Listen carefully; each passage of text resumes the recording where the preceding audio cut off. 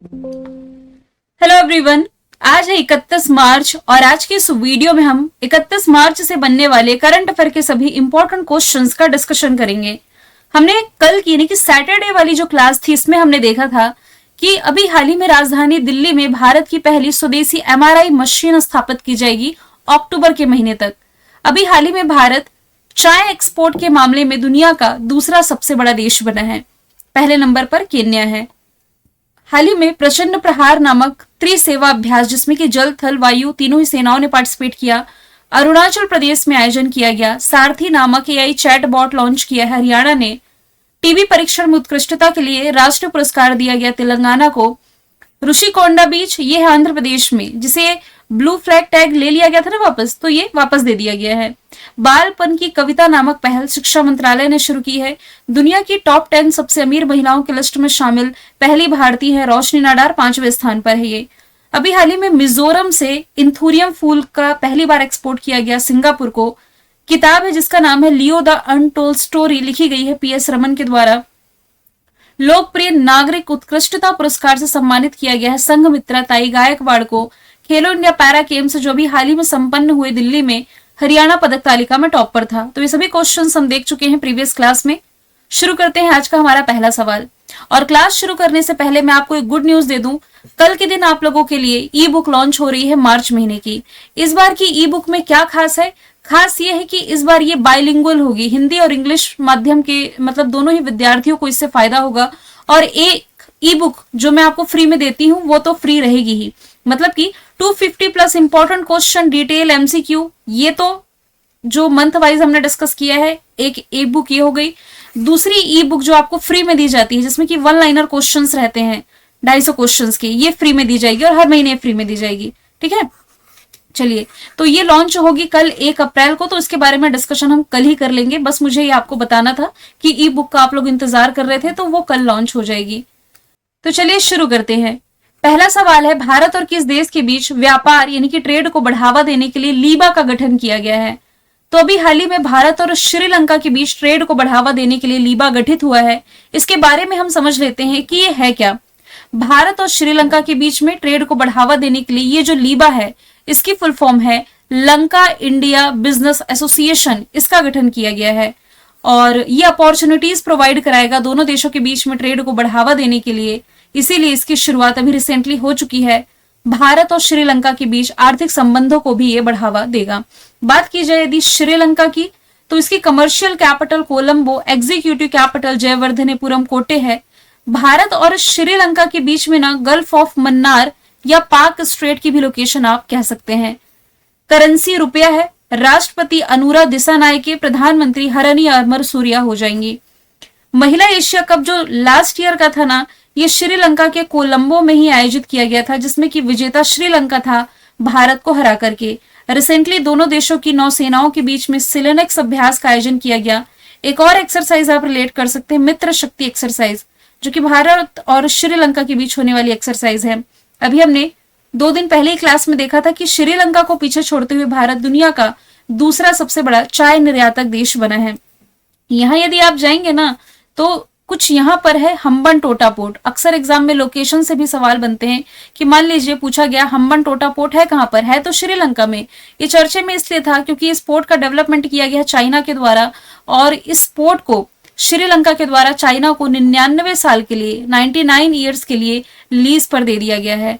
हालांकि यहाँ पर यदि आप जाएंगे ना, तो कंके संथुरई पोर्ट है जिसके डेवलपमेंट का कार्य ये भारत कर रहा है। ये महत्वपूर्ण पॉइंट आप याद रखें। अब यदि मैं अदर ऑप्शन की बात करूं तो मालदीव की तरफ चलते हैं। ऑप्शन में जितनी भी कंट्रीज दिख रही हैं सभी एशियाई कंट्री हैं। तो मालदीव मनी स्वैप फ्रेमवर्क को लेकर के अभी हाल ही में भारत और मालदीव के बीच में समझौता हुआ है। ये क्वेश्चन ऑलरेडी मैं करंट अफेयर में आपको पढ़ा चुकी हूं। सिंगापुर का करंट अफेयर हमने देखा था कि अभी हाल ही में मिजोरम से जो फूल की प्रजाति है, कौन सी फूल की प्रजाति मैंने बताई थी? एंथोरियम फूल, ये पहली बार एक्सपोर्ट किया गया है सिंगापुर को। और बांग्लादेश से रिलेट करेंगे तो बोंगो सागर अभ्यास अभी हाल ही में भारत और बांग्लादेश के बीच आयोजित किया गया था। सवाल नंबर दूसरा है, हाल ही में किसे एबल पुरस्कार 2025 से सम्मानित किया गया? एबल पुरस्कार ये मैथ्स के क्षेत्र में दिया जाता है, इसे मैथ्स का नोबल कहा जाता है। इस बार के विजेता है मसाकी कासीवारा, ऑप्शन सी इसका राइट आंसर हो जाएगा। तो बाकी ऑप्शन भी मैं रिलेट कर देती हूँ। यही अवार्ड 2023 में मिला था लुइस कैफरली को, यही अवार्ड 2024 में मिला मिशेल टालग्रांड को, इस बार मिला है मसाकी कासीवारा को, जो कि एक जापानीज मैथमेटिशियन है। इन्हें बीज गणित एनालिसिस, जो एल्जेब्रिक एनालिसिस होता है, प्रतिनिधित्व सिद्धांत यानी कि रिप्रेजेंटेशन थ्योरी होती है, और ड्यू मॉडल्स के विकास और क्रिस्टल बेस की खोज में इनके द्वारा दिए गए कंट्रीब्यूशन के लिए सम्मानित किया गया है। जैसा कि मैंने आपको प्रीवियस ईयर के विनर बताया मिशेल टेलग्रांड का नाम, ये भी आप रिलेट कर सकते हैं। तो ये जो एबल पुरस्कार है ना, प्रसिद्ध नॉर्वेजियन जो मैथमेटिशियन थे नील्स हेनरिक एबल के नाम पर रखा गया है। यहां से एक ऑप्शन बच रहा है लियू जियाकुन का, तो ये चाइना से आप रिलेट करें। एक स्लाइड मैंने मेंशन करी है कि ये जो लियू जियाकुन है, इन्हें 2025 का प्रिजर आर्किटेक्चर अवार्ड मिला है। हालांकि अभी हाल ही में समाज सेवा के क्षेत्र में जो लोकप्रिय नागरिक उत्कृष्टता अवार्ड है संघमित्रा ताई गायकवाड़ ने जीता। शांति और स्थिरता के लिए gold mercury award Dalai Lama ने, स्टॉकहोम पुरस्कार जीता गुंटर ब्लोशल ने, संगीता कलानिधि सम्मान आर के रामकुमार ने, पद्म पाणी लाइफ टाइम अचीवमेंट अवार्ड नाम रहा है साई परांजपे के, महाराजा हरि सिंह अवार्ड मनोज सिन्हा के नाम, विदेश मंत्री एस जयशंकर को मिला है चंद्रशेखरन सरस्वती पुरस्कार, कुवैत का हाईएस्ट सिविलियन ऑनर, बारबाडोस का हाईएस्ट सिविलियन ऑनर, इससे प्राइम मिनिस्टर नरेंद्र मोदी सम्मानित किए गए। हालांकि मॉरिशस ने भी इन्हें सम्मानित किया था। मिस इंडिया यूएसए का खिताब कैटलिन सेंड्रा नील के नाम रहा। यूएस नेवी का highest civilian honour Tom Cruise ने, और जेम्स एट टाटा अवार्ड अभी हाल ही में जीता है किरण मजूमदार शॉ ने, जो कि बायोकॉन के संस्थापक है।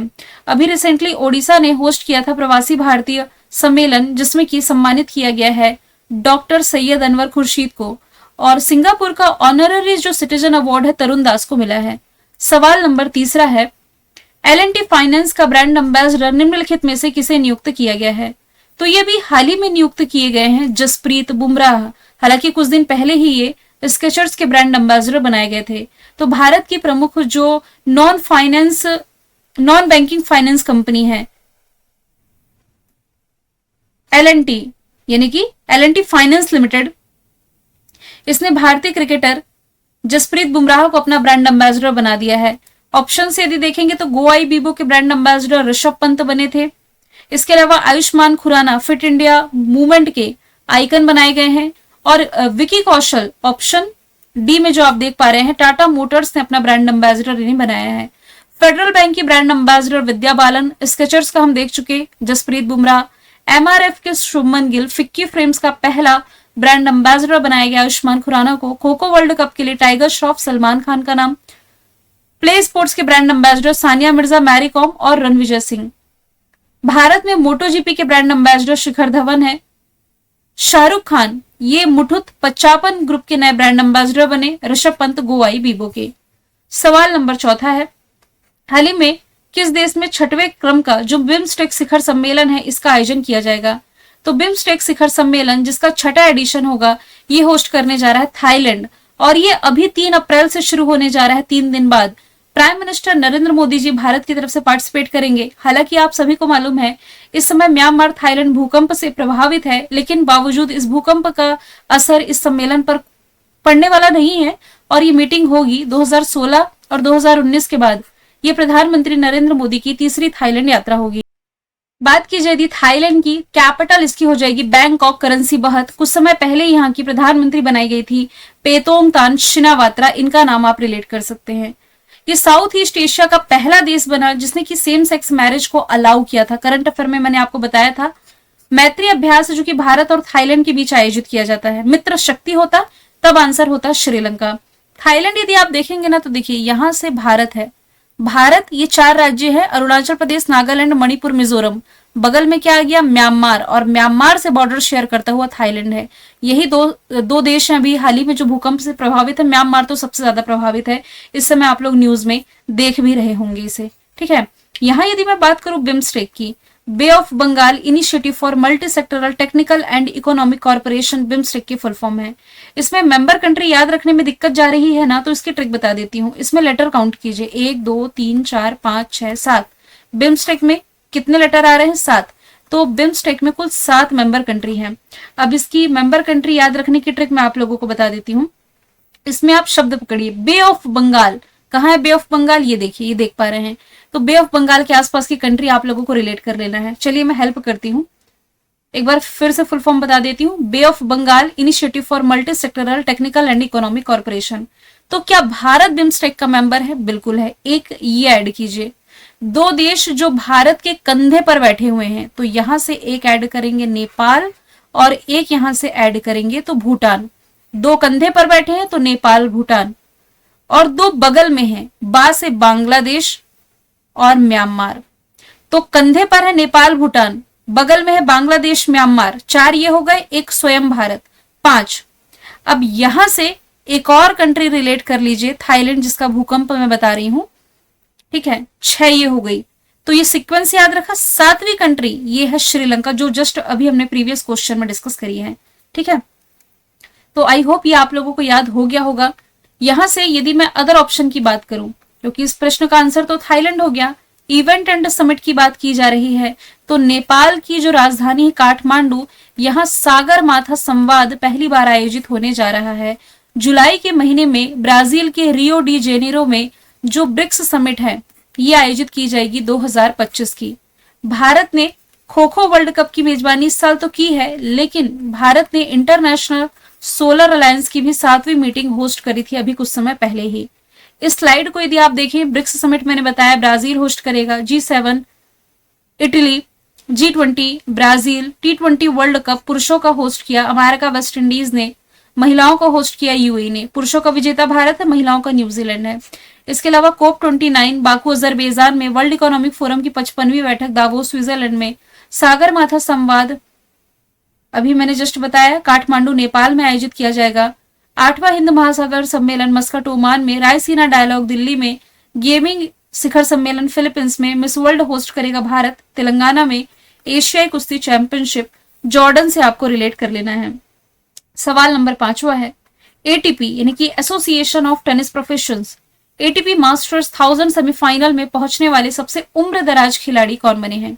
सबसे उम्र दराज यानी कि 37 वर्षीय अभी हाल ही में जो नोवाक जोकोविक है, इन्होंने अमेरिका के सेबेस्टियन कोर्डा को हरा करके सेमीफाइनल में जगह बनाई है। तो एटीपी मास्टर 1000 के सेमीफाइनल में पहुंचने वाले सबसे उम्र दराज टेनिस खिलाड़ी यही बने। अब फाइनल होगा, जीत भी जाए तो कोई भरोसा नहीं, फिर हम कहेंगे कि सबसे उम्र दराज खिलाड़ी जो कि फाइनल जीते, है ना। अब यदि मैं बात करूं अदर ऑप्शन की, तो अलेक्जेंडर ज़ेवरेव, इनका नाम आप कहां से रिलेट करेंगे? तो ये जर्मन प्लेयर हैं, जर्मनी से आप रिलेट कर सकते हैं। इटली के जेनिक सिनर, जिन्होंने अभी हाल ही में ऑस्ट्रेलियन ओपन में मेन सिंगल का टाइटल जीता था जनवरी के महीने में।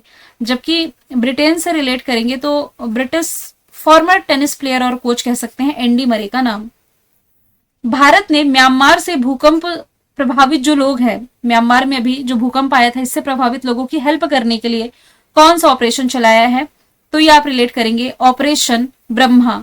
ऑप्शन नंबर ए इसका राइट आंसर हो जाएगा। एक ऑपरेशन आप लोगों को और याद आना चाहिए, ऑपरेशन करुणा, वो आगे मैं डिस्कस करूंगी। तो देखिए अभी मैप में मैंने दिखाया ना, म्यांमार और थाईलैंड की लोकेशन, ये दोनों देश प्रभावित है, म्यांमार सबसे ज्यादा प्रभावित है। तो भूकंप प्रभावित पीड़ितों की हेल्प करने के लिए भारत ने यहाँ पर ऑपरेशन ब्रह्मा चलाया है। अभी 2 दिन पहले 28 मार्च 2025 को म्यांमार में 7.7 तीव्रता का भूकंप आया, जिसमें से कम 1000 लोग मारे गए हैं और इसमें कई हजार लोग घायल हैं। अमेरिकी भूगर्भीय सर्वेक्षण के अनुसार म्यांमार में 10,000 से ज्यादा लोगों के मारे जाने की आशंका है। और म्यांमार थाईलैंड के भूकंप की यदि बात की जाए तो इसकी तीव्रता मैंने बता दी है, 7.7 तीव्रता का ये भूकंप आया। इसका केंद्र म्यांमार के मांडले शहर से 17.2 किलोमीटर दूर बताया गया है। बात की जाए यदि म्यांमार की कैपिटल नायपीडो करेंसी क्या है? अभी रिसेंटली भारत ने यहाँ पर मानवीय सहायता के लिए म्यांमार को 2200 मीट्रिक टन चावल भेजा। ऑपरेशन करुणा ही मैं आपको रिलेट करके बताना चाह रही थी, जो कि ऑप्शन में मैंने रखा है, क्योंकि म्यांमार जो है ना, ये लास्ट ईयर मोचा साइक्लोन से प्रभावित था, तब भारत ने हेल्प करने के लिए यहाँ पर ऑपरेशन करुणा चलाया था। दोनों देशों के बीच में जो फ्री मूवमेंट रेजिमेंट की व्यवस्था थी, इसे अब समाप्त करने जा रहा है भारत। फ्री मूवमेंट रेजिमेंट यानी कि दोनों देश के नागरिक ना बाउंड्री से, यानी कि जो बॉर्डर है उससे 16 किलोमीटर के दायरे में आवाजाही कर सकते थे, तो सुरक्षा दृष्टि से ये बंद किया जा रहा है। ऑपरेशन गंगा ये यूक्रेन में भारत ने चलाया था रशिया यूक्रेन कॉन्फ्लिक्ट के बीच में भारतीयों को वापस लाने के लिए ऑपरेशन करुणा हम देख चुके। ऑपरेशन दोस्त की शुरुआत ये तुर्की में, जो तुर्की प्रभावित था अभी हाल ही में भूकंप से, इससे हेल्प करने के लिए भारत ने चलाया था। एक और ऑपरेशन आपको याद आना चाहिए, ऑपरेशन अजय, इजराइल पैलेस्टाइन विवाद के बीच में भारत ने चलाया था। फिर एक और ऑप्शन आपको याद आना चाहिए, ऑपरेशन इंदिरावती, हैती से भारतीयों को निकालने के लिए चलाया गया ऑपरेशन था। ऑपरेशन बम्बी बकेट वो उत्तराखंड में चलाया गया था, जंगलों में लगी आग को कंट्रोल करने के लिए। फिर एक ऑपरेशन मर्यादा बताया है मैंने, एक ऑपरेशन सद्भाव बताया है। तो ऐसे कुछ ऑपरेशंस हैं जो ऑलरेडी मैंने आपको करंट अफेयर में पढ़ा रखे हैं, जो एग्जाम में पूछे जाते हैं। अभी रिसेंटली जो ऑपरेशन चर्चे में होंगे वो मैं रिलेट करके बता दूंगी, है ना। सवाल नंबर 7वां है, किस देश की सिंदबाद पनडुब्बी के लाल सागर में डूब जाने की वजह से 6 विदेशी पर्यटकों की मौत हुई है? तो ये पूरी घटना है मिस्र की, यानी कि इजिप्ट का ही ये सिंदबाद पनडुब्बी था जो अभी हाल ही में चर्चे में रहा था। ये डूब गया है, डूबने के कारण यहाँ पर 6 विदेशी पर्यटक मारे गए हैं। ये घटना है कहाँ की, पहले लोकेशन देखिए। हाल ही में लाल सागर का जो रिजॉर्ट हर्गहाड़ा है, चलिए पहले लोकेशन ही देख लेते हैं। अफ्रीका के मैप में आप सभी को मालूम है इजिप्ट कुछ यहाँ पर है, स्वेज कैनाल के बगल में, और ये है इजिप्ट। इसके जस्ट बगल में रेड सी यानी कि लाल सागर है। भाई आप भारत से आएंगे तो यहाँ लाल सागर ना क्रॉस करेंगे, लाल सागर क्रॉस किए, यहाँ से स्वेज कैनाल, फिर पहुंचे मेडिटेरियन सी, मेडिटेरियन सी के ऊपर में यूरोप है। इतनी बेसिक जानकारी आपको होनी चाहिए यदि आप मेरे डेली करंट अफेयर की क्लास देखते हैं तो, है ना। तो यहाँ यदि आप देखेंगे कुछ यहाँ जो मैंने जूम किया है, रेड रेड किया ना, यही पर है रिजॉर्ट हर्गहाड़ा। इसी के तट पर यह पनडुब्बी डूबा है और इसी पर सवार 6 विदेशी पर्यटकों की डेथ हुई है। ये जो हर्गहाड़ा लोकेशन मैं आपको बता रही हूं ना, ये गोताखोरों और अन्य टूरिस्टों के लिए एक प्रमुख डेस्टिनेशन है, जो शानदार लाल सागर में जो कोरल रीफ है इसका आनंद लेने के लिए यहाँ पर आते हैं। तो पनडुब्बी का डूबना इजिप्ट के लिए एक झटका है, क्योंकि पर्यटन यानी कि टूरिज्म ही है जो कि देश में मुख्य रूप से विदेशी मुद्रा कमाने का मेन सोर्स है। इस पर मिस्र पर प्रभाव क्या पड़ेगा? जैसे मैंने बताया, पर्यटन जो है ये इजिप्ट की अर्थव्यवस्था के लिए महत्वपूर्ण रोल प्ले करता है, विदेशी मुद्रा का एक प्रमुख स्रोत है आप कह सकते हैं। संयुक्त राष्ट्र की एक रिपोर्ट रिलीज की गई थी जिसके अनुसार लास्ट ईयर इजिप्ट ने 2024 में इसी टूरिज्म से $14.1 बिलियन कमाए हैं। यह स्वेज नहर से देश की कमाई से 2 गुनों से भी अधिक है। अभी आपको समझ में नहीं आया होगा, फिर से पढ़िए। ये जो $14.1 बिलियन की कमाई है, ये स्वेज नहर से जो देश की कमाई होती है इसके 2 गुने से भी अधिक है। तो क्या ये स्वेज नहर से भी पैसे कमाता है? बिल्कुल कमाता है। मान लीजिए कोई जहाज है, सामान लेकर के जा रहा है, मान लीजिए भारत का जहाज है, ये सामान लेकर के जा रहा है, स्वेज कैनाल क्रॉस करेगा तभी ना मेडिटेरियन सी में जा पाएगा। तो अच्छा खासा पैसा वसूल करता है इजिप्ट। जैसे टोल टैक्स कहते हैं ना कि गाड़ियां उस पार तभी निकल पाएंगी जब इसमें आप टोल टैक्स पे करेंगे, तो ये टोल नाके के रूप में कार्य करता है और इससे भी अच्छा खासा रेवेन्यू जनरेट करता है। तो विदेशी पर्यटक इजिप्ट में आते हैं क्या देखने? गीजा का जो महान पिरामिड है ये देखने, लक्सर में और फिर आसवन में जो नील नदी है यहाँ पर क्रूज करने के लिए आते हैं। क्योंकि यदि आप देखेंगे ना तो ये जो आसवन है, आसवन बांध, ये नील नदी पर भी बना हुआ है, इजिप्ट में रिलेट कर सकते हैं। तो लाल सागर भी मिस्र के क्रूज पर्यटन का प्रमुख केंद्र बनकर के उभरा है और अभी इस घटना के कारण ये लोकेशन और ये देश चर्चे में था। पनडुब्बी का नाम नहीं भूलेंगे, सिंदबाद पनडुब्बी है ये। इजिप्ट की capital Cairo, currency Egyptian pound है। राष्ट्रपति अब्दुल फतह अल सीसी हैं।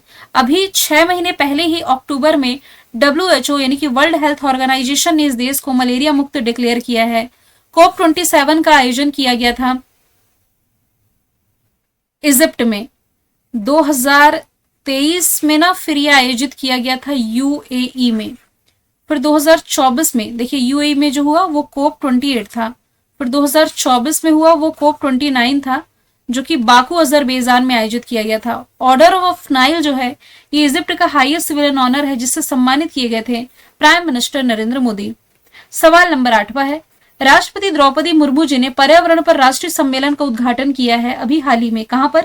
राजधानी दिल्ली में, राजधानी दिल्ली के विज्ञान भवन में। पर्यावरण पर यह राष्ट्रीय सम्मेलन है।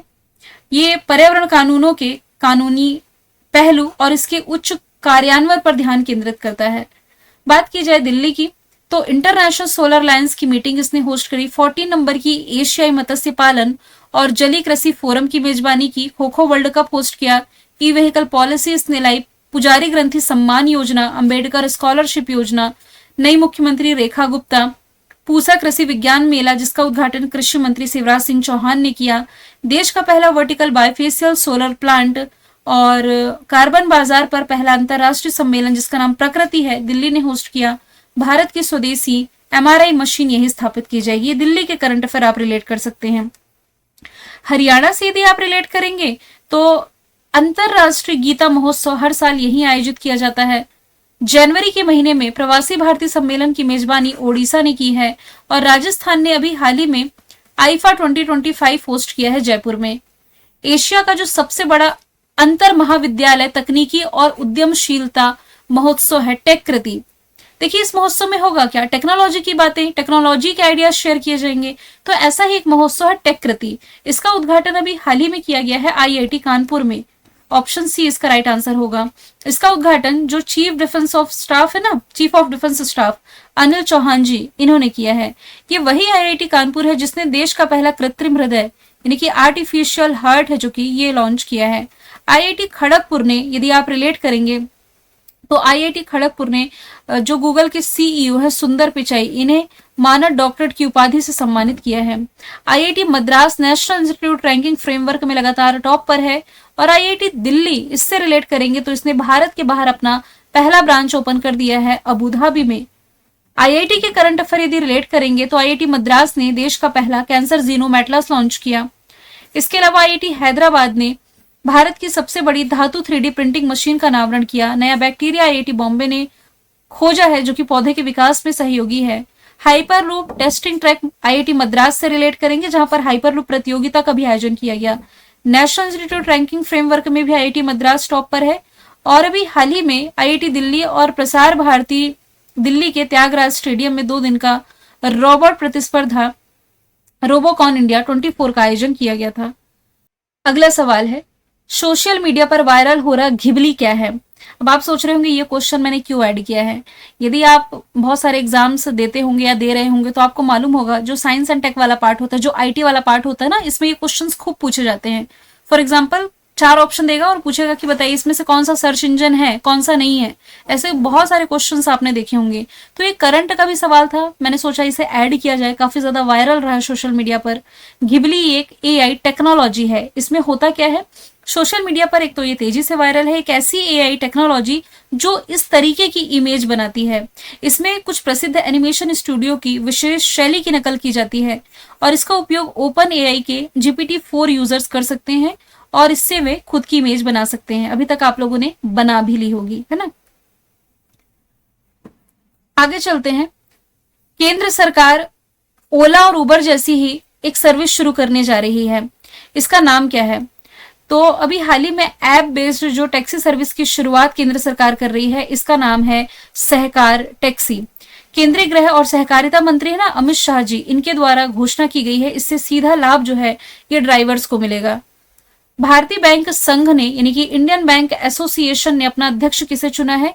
चिल्ला श्रीनिवासुलु शेट्टी को। नाम सुना सुना लग रहा होगा, तो ये एसबीआई के वर्तमान में अध्यक्ष हैं, जो कि अब इंडियन बैंक एसोसिएशन के अध्यक्ष बने हैं। इंडियन बैंक एसोसिएशन भारत के बैंकिंग क्षेत्र का प्रमुख और शीर्ष निकाय है। सतीश कुमार जो है ये है रेलवे बोर्ड के अध्यक्ष, ये लास्ट ईयर ही बनाए गए हैं। संजय मूर्ति हो जाएंगे controller and auditor general. Sanjay Malhotra ये आरबीआई के 26वें क्रम के गवर्नर हो जाएंगे। मैंने कल आपसे पूछा था किस भारतीय को डेनमार्क के नाइट क्रॉस से सम्मानित किया गया? आंसर विजय शंकर है। आज का सवाल है 57 नंबर की जो राष्ट्रीय खो खो चैंपियनशिप का आयोजन होगा ये किस राज्य में किया जाएगा? तो आंसर इसका जो भी आप कमेंट बॉक्स में बताइएगा। फिर हम मिलेंगे नेक्स्ट वीडियो में। Thank you so much.